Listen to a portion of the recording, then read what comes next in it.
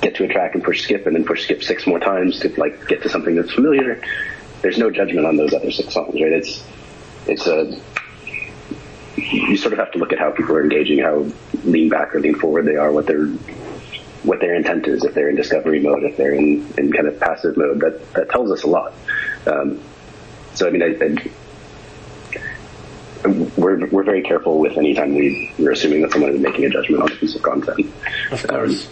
Someone walking out of the room and letting their Apple TV play for 2.5 hours. I mean, that's not a tacit approval of those 2.5 hours of music either.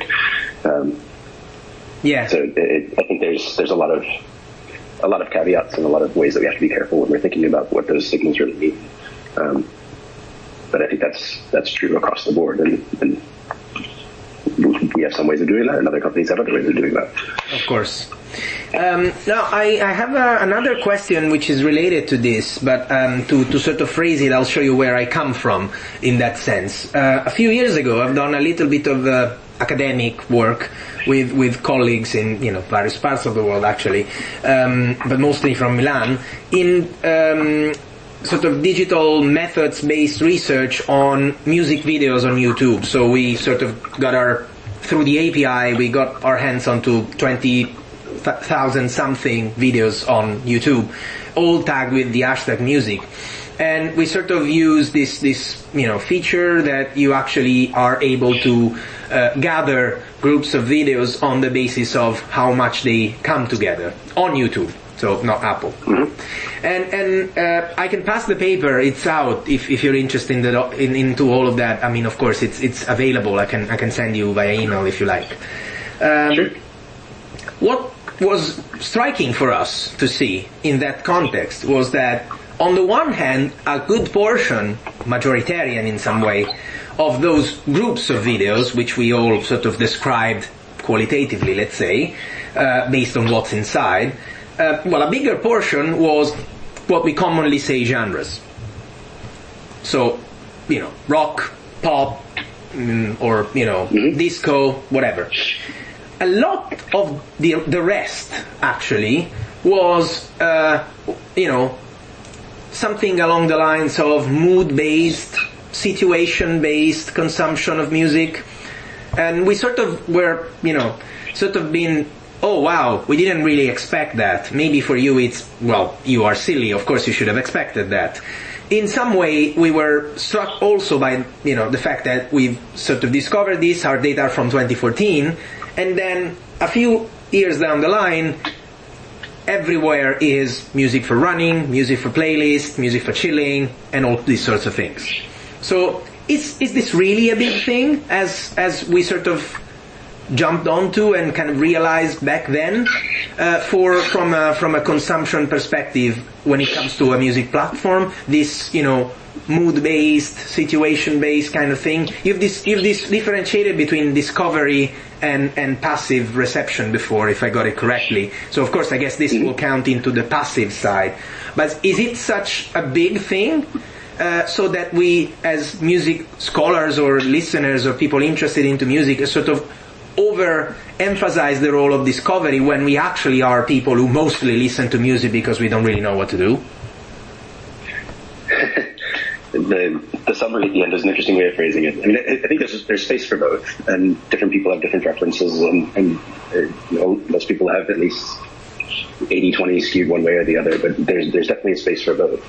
I think I don't know if you use Apple Music, but if you go to the playlist page, first row is by genre, the second row is like activities and moods. So it's clearly something that we're thinking about.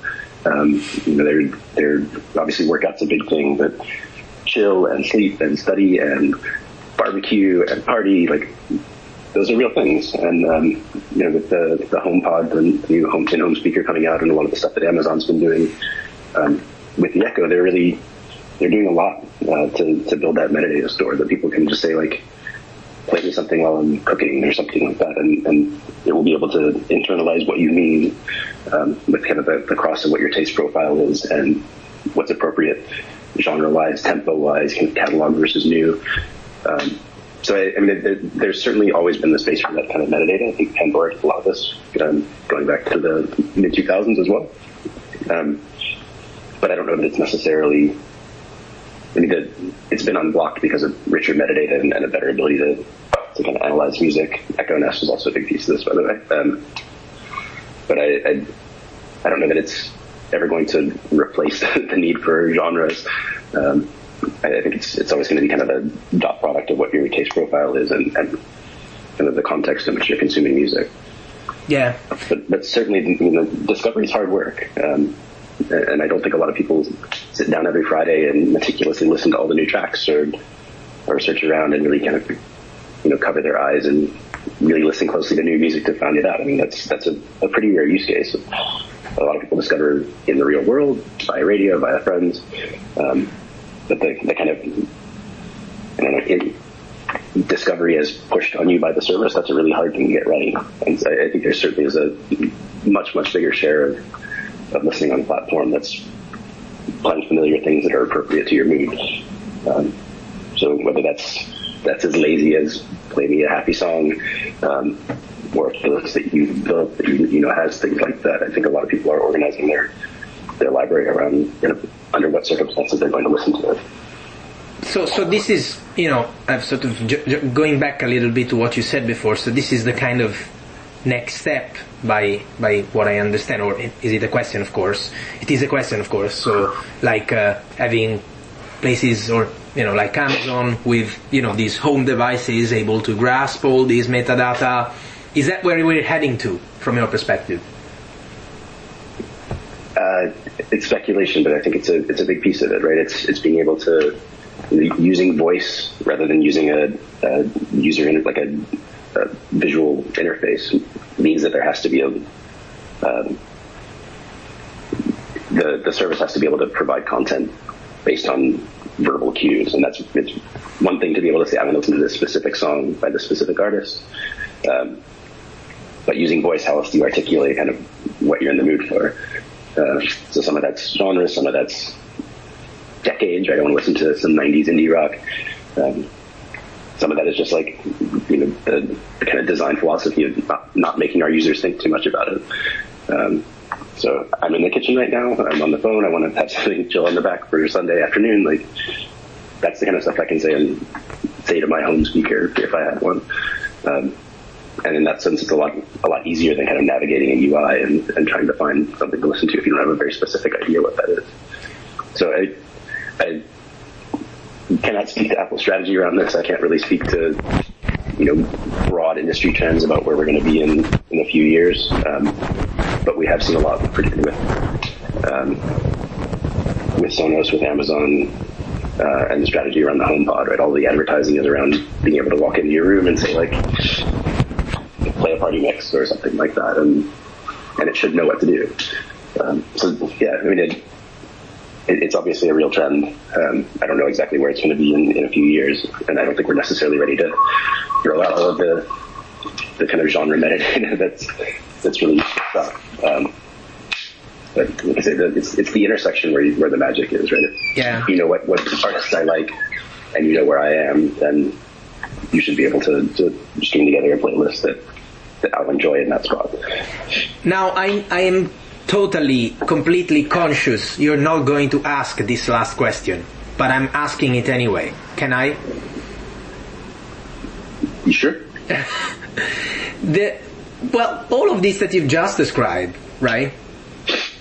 You just need an iPhone for all of that. You don't need Echo Nest or anything else. Why don't you do it already?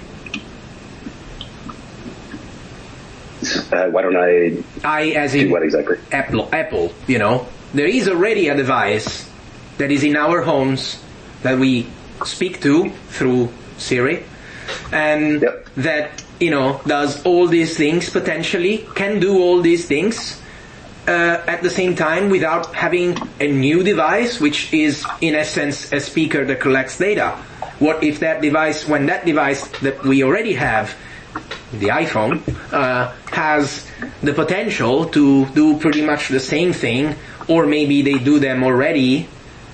I mean, why is it so strange to think that it's just a moving into a territory which actually is not that different from where we are now? We're just more on the side of exploiting what we already have, and why Apple doesn't in a